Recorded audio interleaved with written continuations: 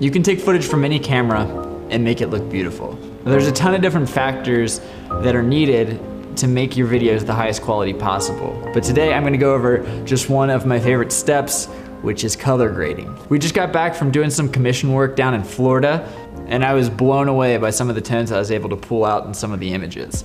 And if you missed those videos, they'll be linked below, or you can click up here at the top of the screen. So after we got back and after spending the time editing the footage that I got, I wanted to make a preset available that was inspired by the last part of our trip. We got a bunch of teals and deep greens and really cool blues, deep oranges, and I just love it.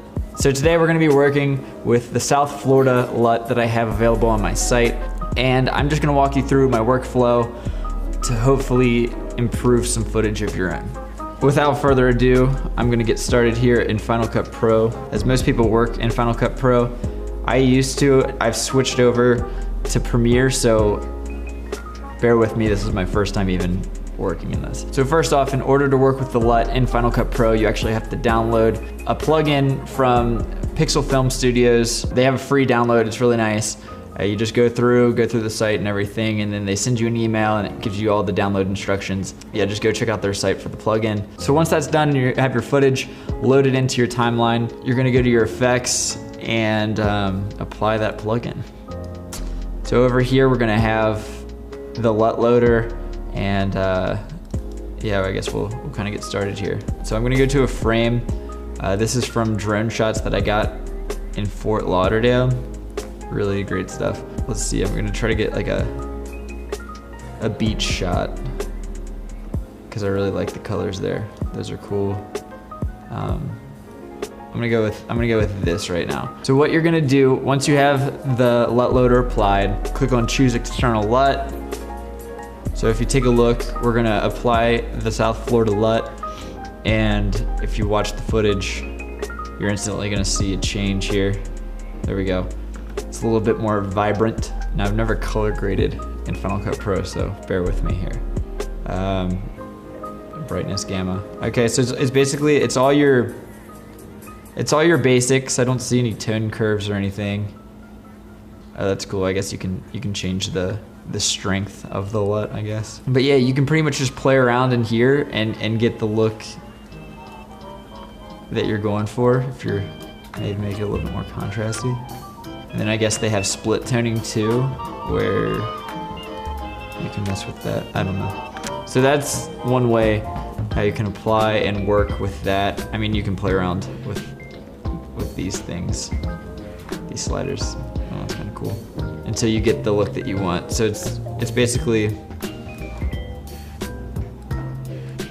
I'm gonna have one with it on and one not. Crop? Is that a thing? No? Oh, crop, it's already on there. We'll do it like a half crop.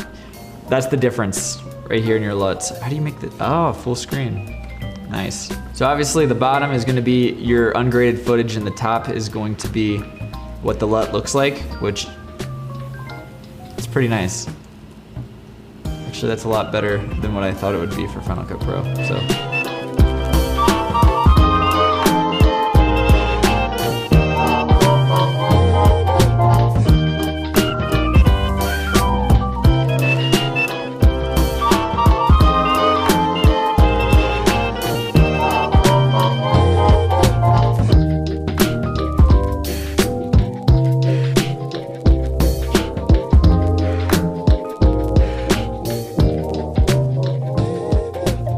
Now I'm gonna open up Premiere.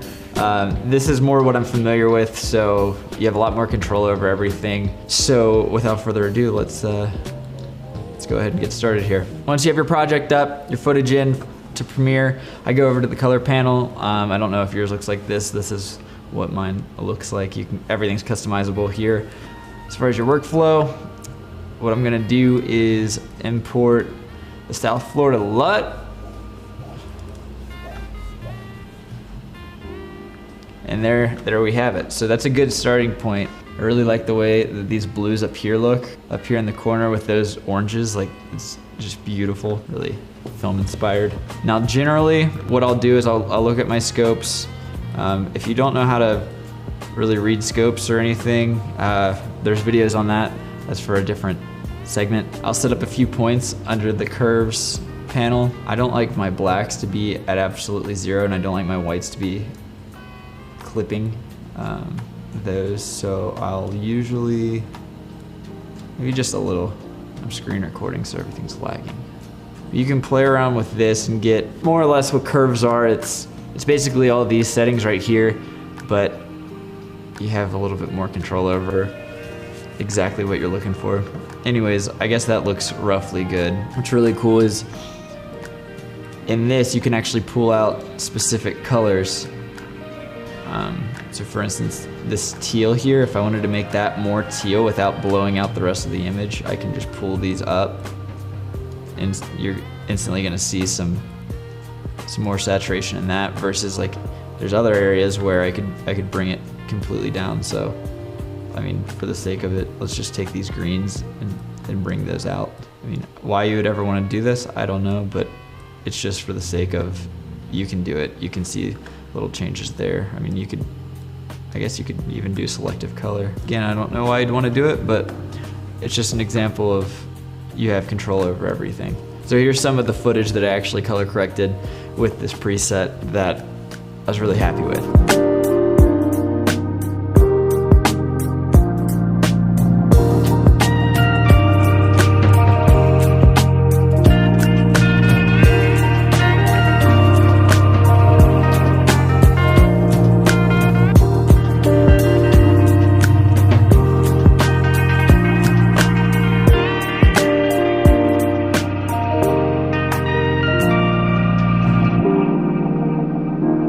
Now it's really easy to make South Florida look sweet when you have a custom preset for it, and I've edited for it. But now taking this preset into real world, day-to-day scenes or whatever you're filming. For this case, I tried to be the most realistic as far as what people have, so I actually shot on an iPhone, Rebel T6i, and then just a point and shoot.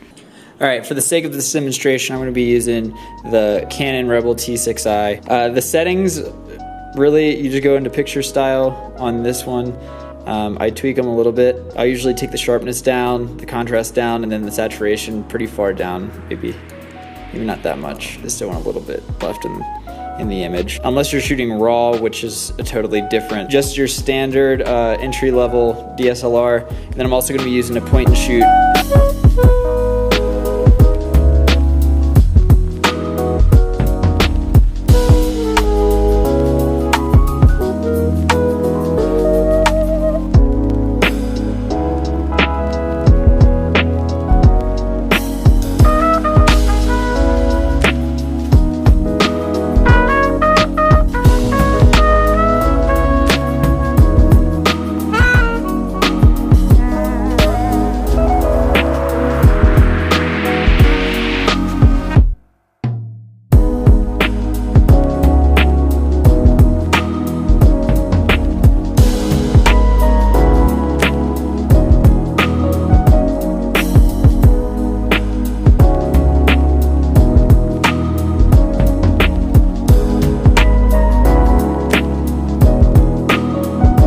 Presets are made for tweaking. They're made to play around with. Every shot's going to be different. It's also kind of important how your camera shoots, how flat it shoots, or if it shoots a little bit too flat.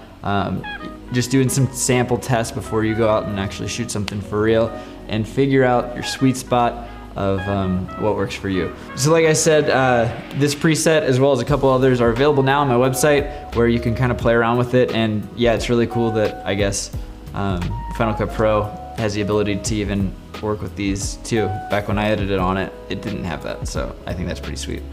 They're a lot of fun to play around with, whether you're a professional or just kind of farting around on your own, uploading your videos to YouTube. It really gives it this sweet look that I personally think is the most satisfying part of the whole film and photography process, is getting those colors and getting images that you are really proud of, and something signature to your own unique look. This video was a long time coming. I've had the question of what my workflow is and stuff like that, and there might be more in the future, just a little bit more detailed, but that was kind of a crash course in how I color grade.